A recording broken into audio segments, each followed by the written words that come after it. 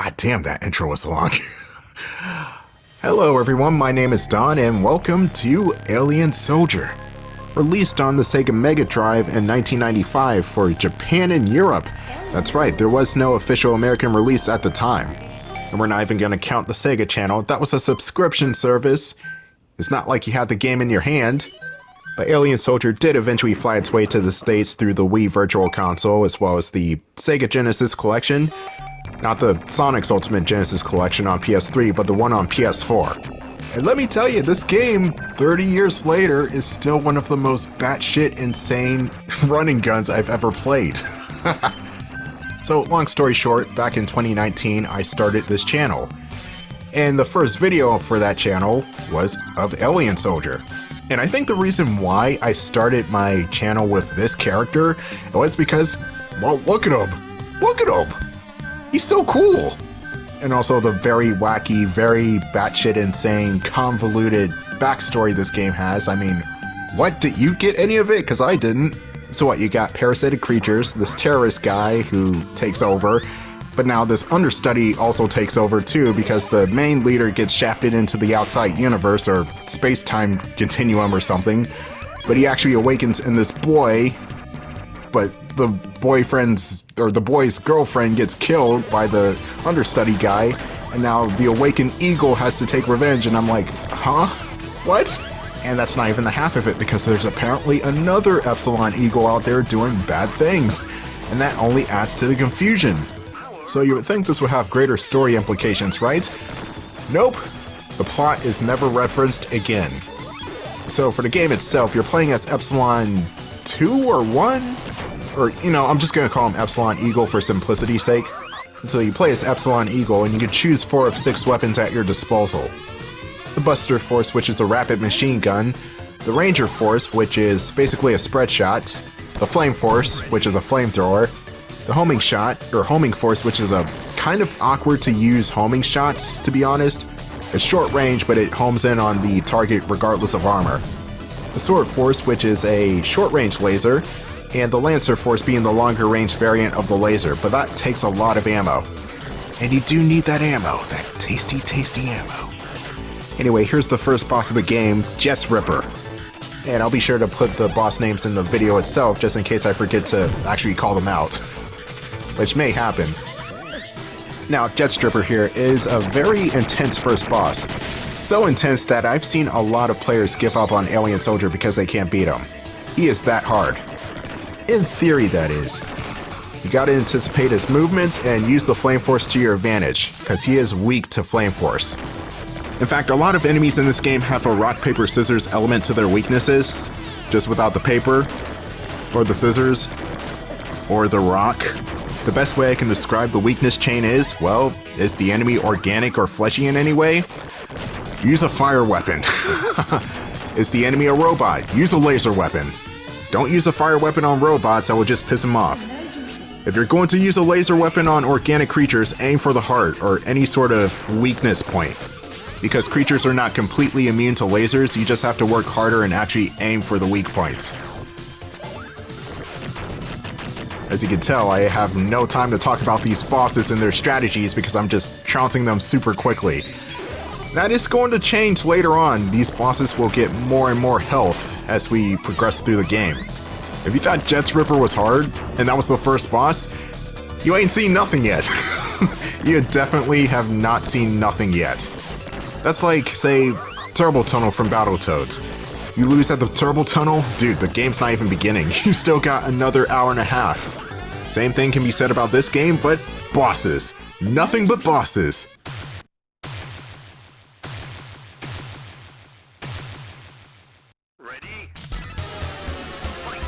I do have time to talk about this guy, Shell Shogun. He's a tortoise kappa thing with a sword. This game was definitely made in Japan, alright? Now, Shell Shogun is pretty simple. He's a bit slower than the other enemies, which you'll come to find out that Alien Soldier's difficulty is not really on a progressive scale, it's more like a spike and dip situation. But more on that later. This boss is one of the few where you can actually use the laser and the flamethrower and they do the same amount of damage. Though I think it's more useful to use the Lancer Force on the head because it's a big target.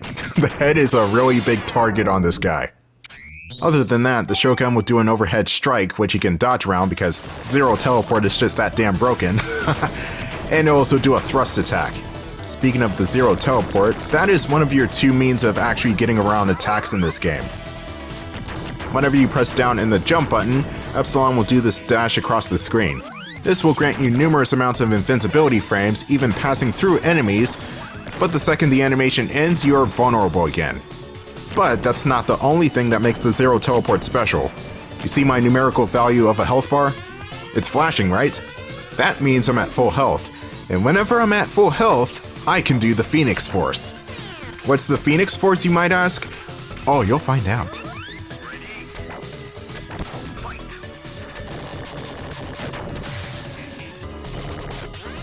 That is the Phoenix Force, and it is simply amazing. It's one of the best moves in the game. It's so good that you have to have full health and then do the Zero Teleport to do it.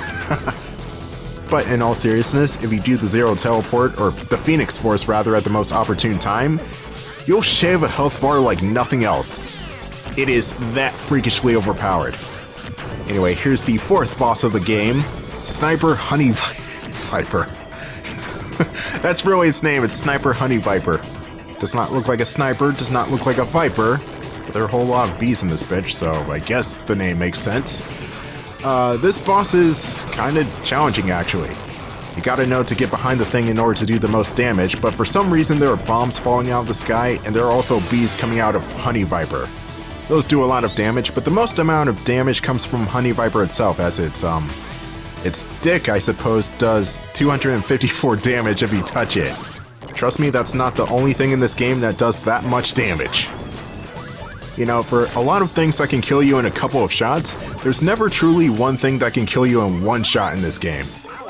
And that's pretty fair. Actually, there's kind of a last chance perk that Epsilon has where you drop down to 1 HP if you get hit by an attack that would normally kill you otherwise, but no.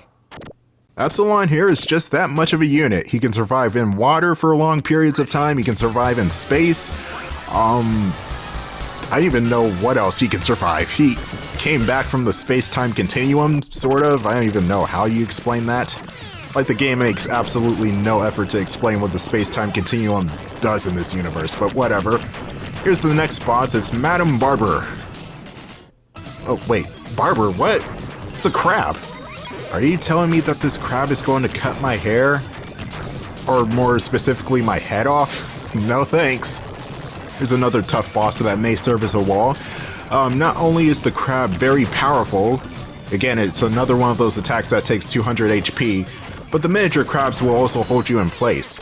So you have to shoot around like a maniac in order to keep the crabs at bay, and also do damage to Barber. The best weapon for this situation is the flamethrower, but it's also the most dangerous situation because you're in the line of sight of Barber. And again, those claws hurt.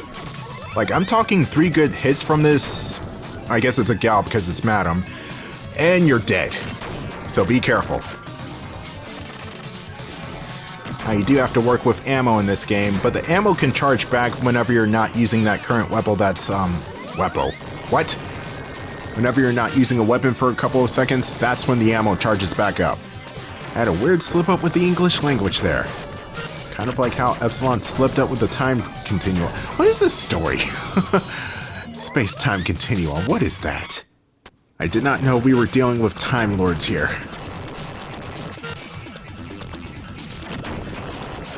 Anyway, this crab is boiled. Now on to the next.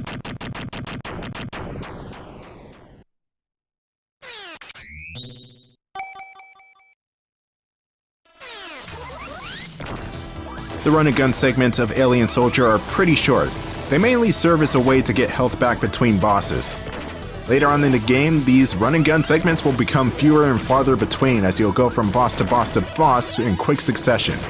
This is going to be more apparent on the final stages as well as a couple of the middle stages with leading up to Epsilon 1's fight. Or is it Epsilon 2? I don't know which Epsilon is which.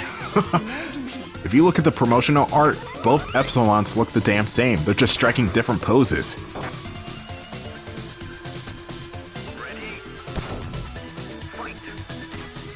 I guess we're fighting Froggy now, or Fred from Blaster Master. Anyway, meet Joker. Not only is he the picture definition of a breather boss, but he will shoot these slow projectiles with his eggs, and he's also very passive. He just jumps around slowly. I think this is a good boss to train you on how to parry. There is a parry system in this game, and it's called the Counter Force. All you have to do is double tap the attack button, and Epsilon will shoot out this orb of light. Anything caught up in that orb of light will be deflected and turned into health, or in some cases, bounce back at the enemy. This move works on, I want to say, 90% of the projectiles in this game. There are certain other projectiles that you can't parry back. But for standard bullets, lasers, and even breath attacks, in some cases, you can use the counter force in order to turn those into health. Wasn't there a weapon pickup behind this electronic billboard? No, it wasn't. It was probably further back. You can get weapon pickups, and you can either switch your weapons out or get more of the same weapon for more increased ammo capacity. Oh my god, it's Ed! You have 20 seconds to comply. Now, the Tarot Buster here, as it's called, I think it's the ST-210 Tarot Buster. Yeah, kind of a dumb name, but it makes sense in a way because it's busting terror. This boss is another one of those breather bosses where you can actually kill it very quickly. With the laser, more specifically, this is the first mech in the game, and it's going to teach you real quick that fire does not work. But strangely enough, the homing force does, and that's a flame attack. Or is it?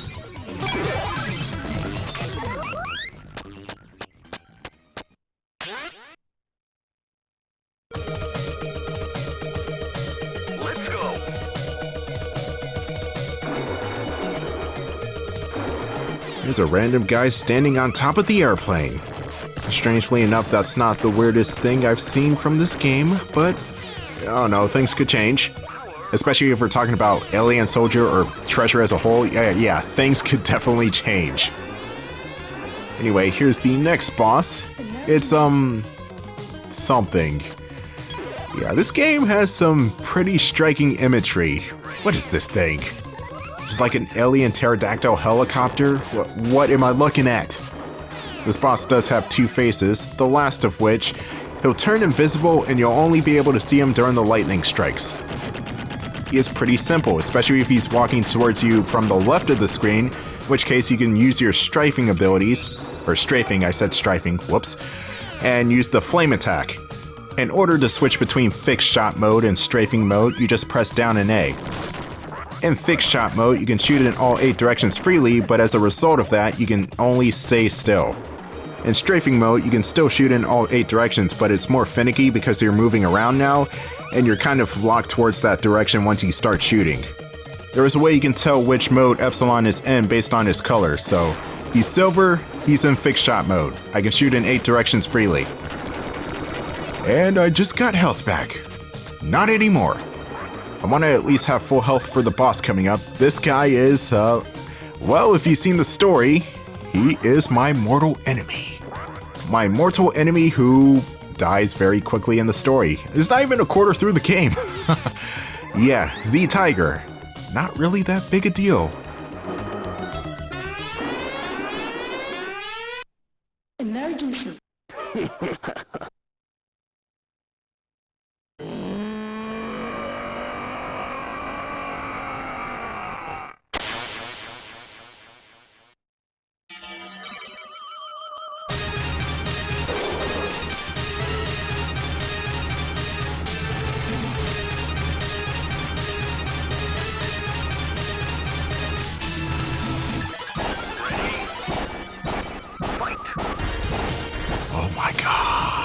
You want to talk about how amazing the visuals in this game are? They're pretty damn amazing. I mean, to be fair, this is a later generation 16-bit game, so that's to be expected, but this game's visual style still pops out. Anyway, enough gushing over the graphics, let's talk about Z-Tiger, who is pretty easy for my rival here. All you have to do is shoot him in the torso. He's got 3 different attacks. He's got like a jumping overhead slash, he's got an uppercut type of move where he slides along the ground, and he's got regular attacks where he just slashes at you if he's too close to you. Z-Tiger is very slow and he does not have any projectile attacks, so you could just waste him with no problem. But alas, with the leader of Scarlett killed, we still have to take out the rest of the terrorists. Stay tuned for part 2 of Alien Soldier. I'll see you then.